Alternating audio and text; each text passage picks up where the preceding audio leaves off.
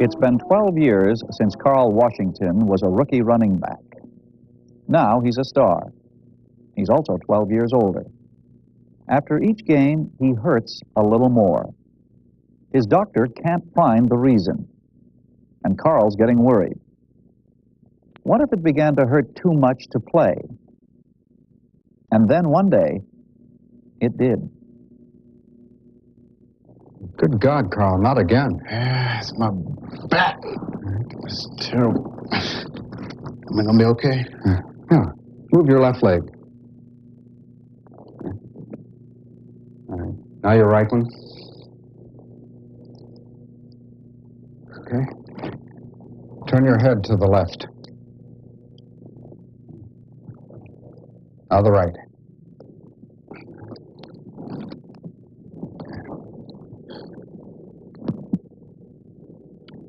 Feel this? Okay. Now sit up. Huh? Yeah, I said sit up. Come on.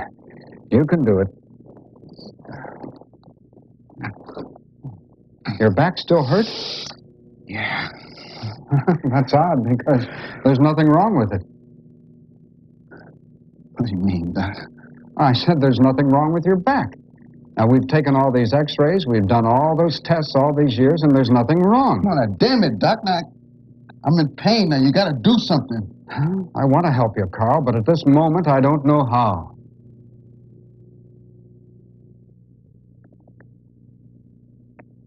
Since the beginnings of human life, since there was flesh to wound, eyes to weep, and mouths to cry out loud, since there was danger and war and childbirth, disease and death, there has been pain. Be it mild or an agony, pain is an unwelcome bond between all peoples. Every age has known it, every place, every time. And every society has found ways to control it. Our society controls pain principally with drugs. We rely on chemicals, injected, swallowed, or absorbed through the skin to ease our sufferings. Our doctors are drug experts. They routinely prescribe chemical remedies for pains great and small, like the body aches of a fever. The remedy? Aspirin, one of dozens of mild pain relievers available today. All of them produce chemical changes inside the body which reduce its pain. Our pain-killing drugs do their job very well. So well that without them, many of us would feel completely helpless to deal with pain. But in recent years, more and more doctors and psychologists have been taking a new look at some old techniques. Any time that you feel that I should put this needle through now, of course I'm going to pierce the needle really through from this point through this point, and I'm not going to look if there are any specific arteries involved or veins or capillaries involved. This man has been wired to monitors that will record his reaction to pain.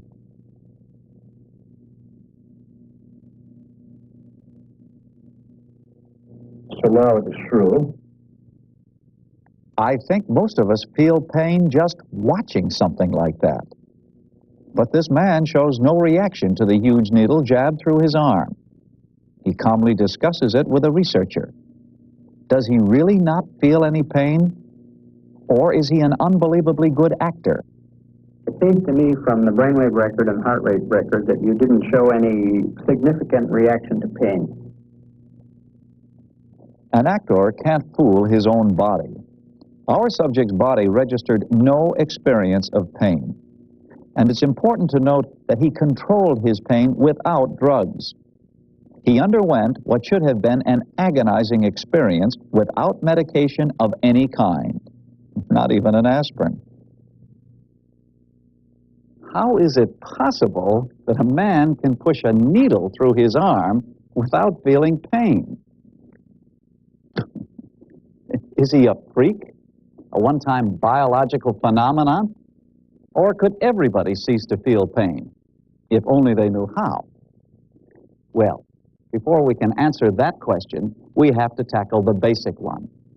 What is pain? Well, what is it? Seems like a simple question to answer. After all, with very few exceptions, everyone in the world has felt pain. And like Carl, the football player, you know when you're in pain, you pay a lot of attention to what it is you're feeling. But try to put that feeling into words. What do you get? Well, you get sharp pain, like a knife. But you also get dull pain, like a hammer pounding. You get burning pain, crushing pain, gnawing, nagging, sudden pain, endless, eternal, throbbing pain. And, if you believe the poets, the sweet pain of love. In short, you get a lot of contradictory descriptions of what pain is like, but no single definition of what pain is. And there's no way to investigate pain scientifically. It can't be objectively measured. We can't record pain on a graph like our heartbeat. We can't read it off a thermometer like our body temperature. We must always rely on the sufferer's own description of what he's feeling. Nevertheless, science has tried to understand pain, and there are a few things it can tell us. For example, suppose we have an overly curious boy who encounters a rather pugnacious crustacean. Obviously, our friend is now in pain. It happened in an instant of time. But what actually took place in that split second? When the crab nipped the boy's finger, the pressure of claws triggered a nerve impulse in certain neurons located just under the skin. The impulse immediately traveled to the major junction of the nervous system, the spinal cord. The spinal cord relays the impulse to the brain. It arrives like an emergency news bulletin at centers in the brainstem, which mobilize the body to respond to the crisis. Finally, the impulse reaches the brain's topmost layer, the cerebral cortex. The cortex analyzes all nerve impulses to create consciousness, our awareness of experience. The experience of the nipped finger gets analyzed too, and only now does the boy become conscious that his finger is in pain. By this time, the hurt finger has already been withdrawn in an automatic reflex triggered at the spine. It was out of danger before the brain knew that a danger existed. So, the body's reaction to a painful stimulus seems to be relatively simple. But is it? Many pain researchers don't think so. They believe that between an injury to the body and the brain's recognition of pain, there's something they call the gate. The gate is much like any other gate. It lets a few pain messages, or a lot, get through to the brain centers. It's the regulator of any pain experience. How does it work? Well, scientists believe that the gate responds to the varying intensities of impulses from nerve fibers. Touch fibers are large and send impulses to the brain quite rapidly. The fibers that carry the pain message are smaller and a little slower. The gate opens when both fibers send impulses to the brain. But if the faster touch fibers send many more impulses than the slow pain ones, the gate will shut and block the pain messages from the brain. That may seem confusing, but it's quite simple. If you bang your elbow, what's the first thing you do? You rub it. It seems to ease the pain. That's the gate theory in practice.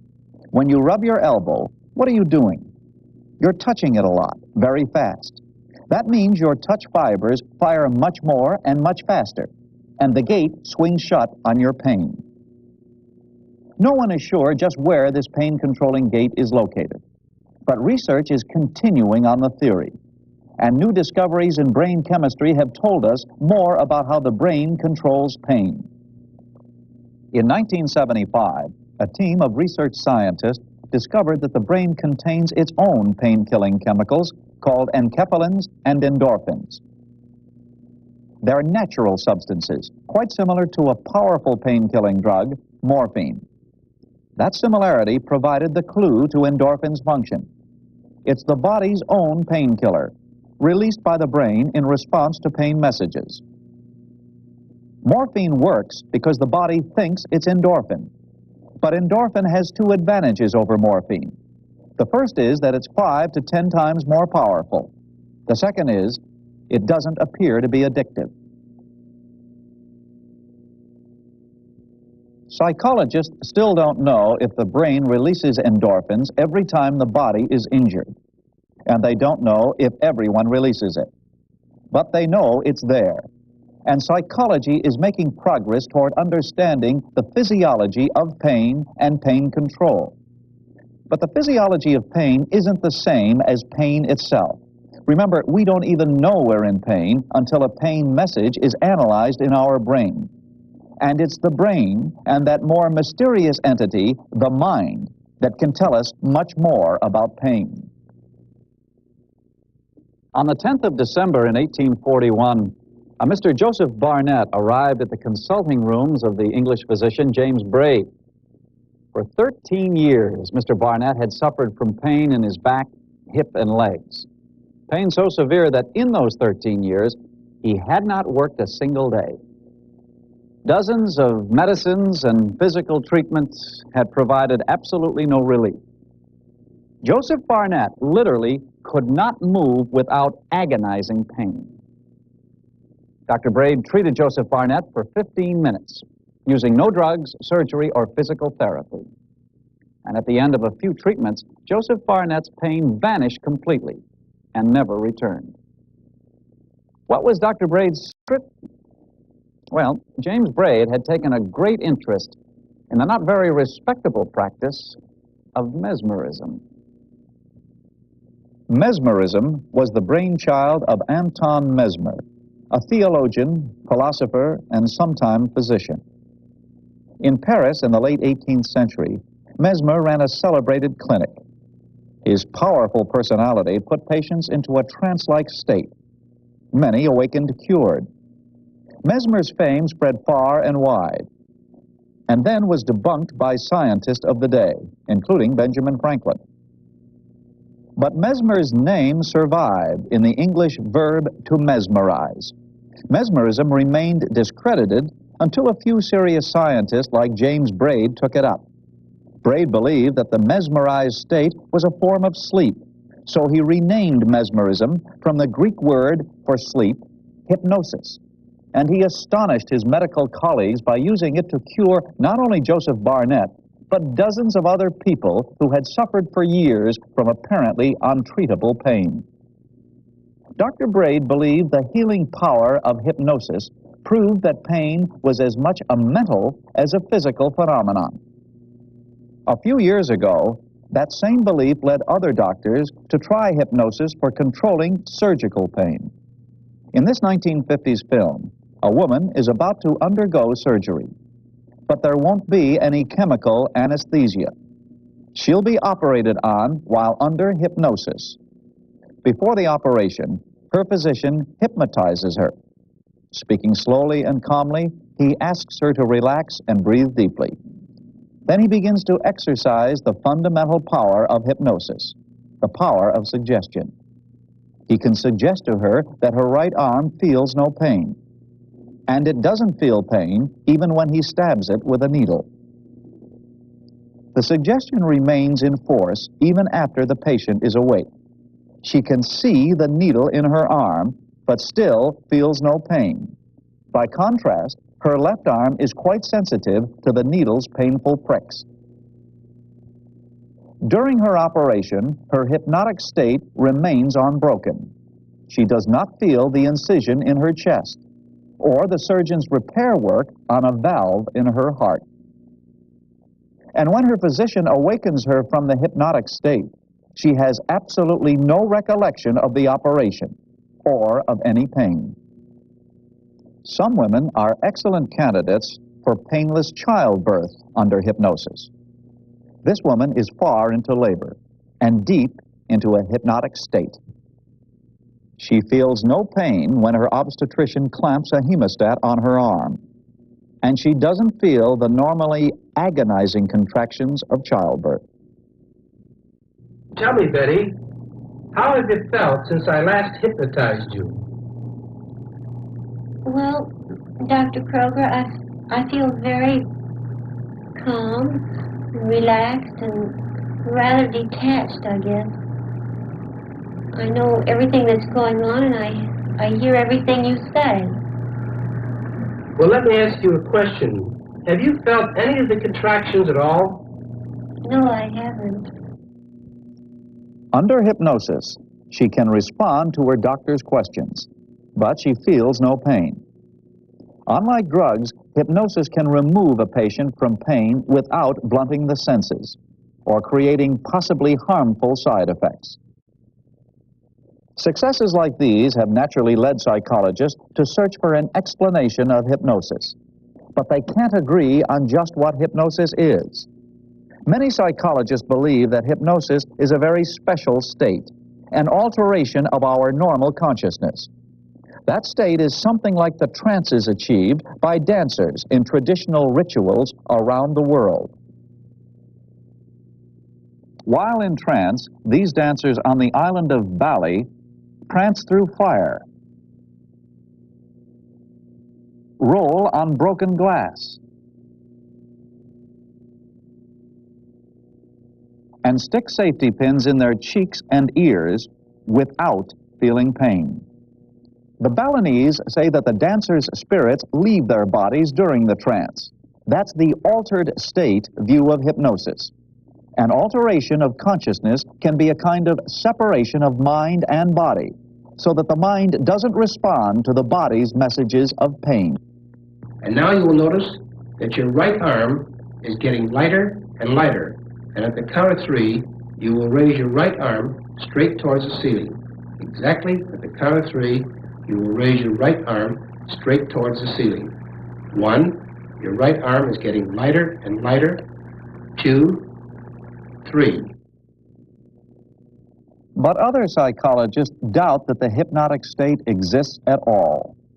They believe that hypnotized people unconsciously play a role because they believe in hypnosis and want it to work.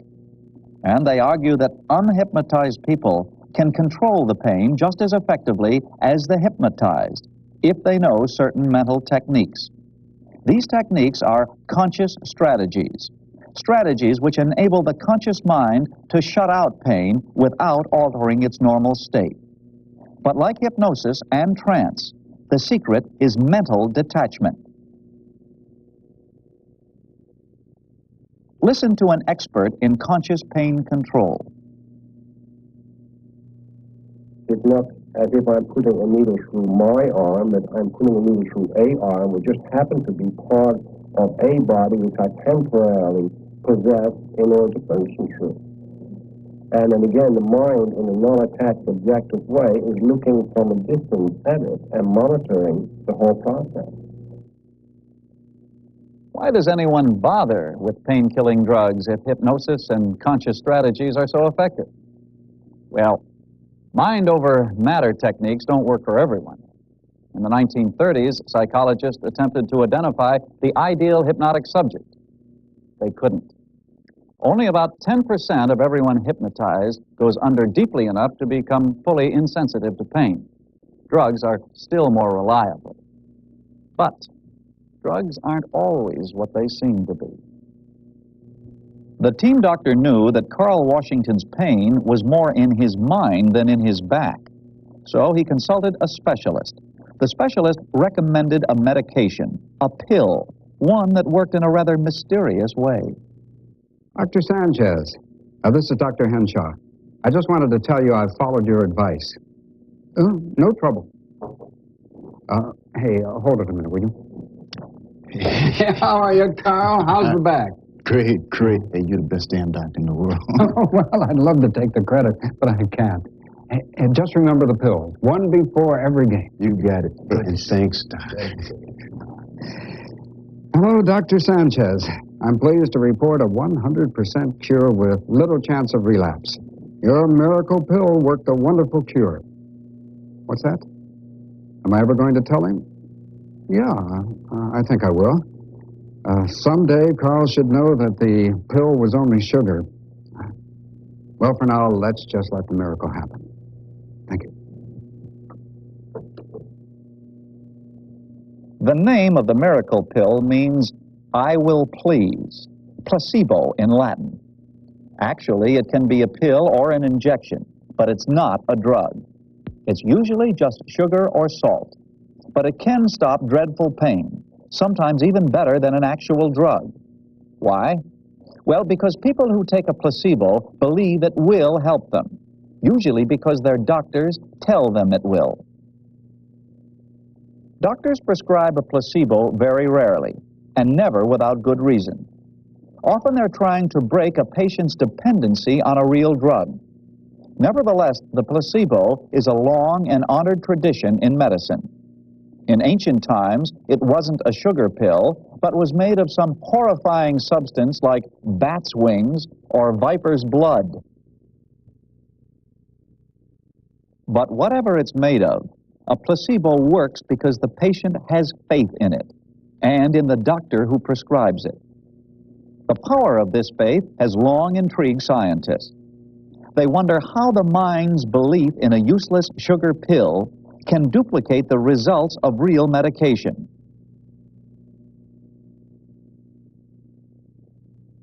Recently, an ingenious experiment threw some new light on this question. The experiment was a classic double-blind study. Patients recovering from wisdom tooth extraction were given a painkiller, which was really a placebo.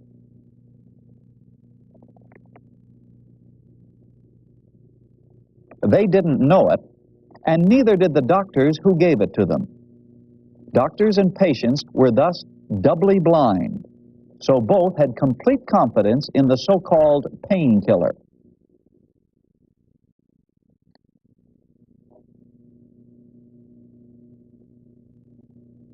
One out of 3 patients who took the placebo reported that pain decreased. That was to be expected.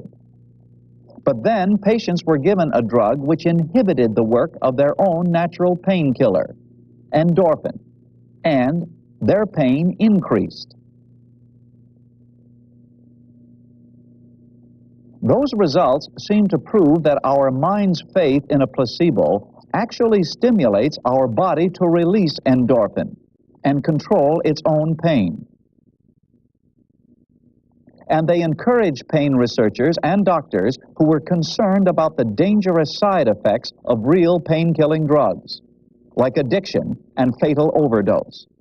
These doctors have been experimenting with all drugless pain therapies, some very new, others very old. This is one of the oldest, acupuncture, invented in China thousands of years ago. Over those years, Chinese acupuncturists have described some 800 energy points all over the body. Needles inserted at these points have created complete insensitivity to pain in certain areas. Today in China, major surgery is sometimes performed with acupuncture anesthesia. In America, acupuncture is one technique frequently used at a recent medical innovation, the pain control clinic. Across the country, physicians have opened centers which specialize in treating pain and rely primarily on drugless and mainly mental techniques like meditation, hypnosis, and biofeedback. Biofeedback was developed by Western scientists who studied the ancient Indian traditions of yoga. From the yogis, they learned that the mind can control even basic body functions like the flow of blood. Now they teach Westerners to regulate their blood flow in response to signals which tell them when they're succeeding. This can help relieve many common pains, like those of a severe headache. Until recently, such techniques had no place in modern medicine. But today, many doctors use them seriously. Their aim is to relieve pain by striking at its real source, the mind. Scientific research into the mysterious and unpleasant phenomenon of pain has given psychologists some strong evidence that the mind plays the major role in determining how we feel pain, how much pain we feel, and whether we feel any pain at all. But no one has been able to find one single method of controlling pain that works for everyone. Hypnosis works for only 10% of the population. Placebos work for only about 33%. And recent studies show that acupuncture may be no more effective than a placebo. The patient may feel relief only because of believing acupuncture works. But even drugs don't work for everybody. In fact, pain control clinics are full of people, modern-day versions of James Braid's patients, who've tried every painkiller around, only to find their first relief through hypnosis or acupuncture.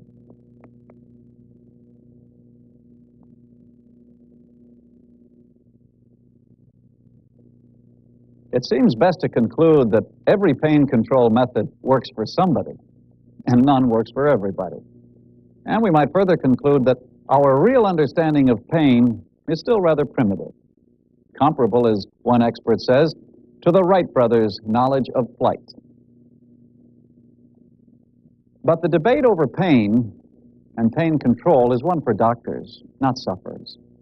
People whose agonies have been relieved will swear by aspirin, acupuncture, hypnosis, or even little sugar pills.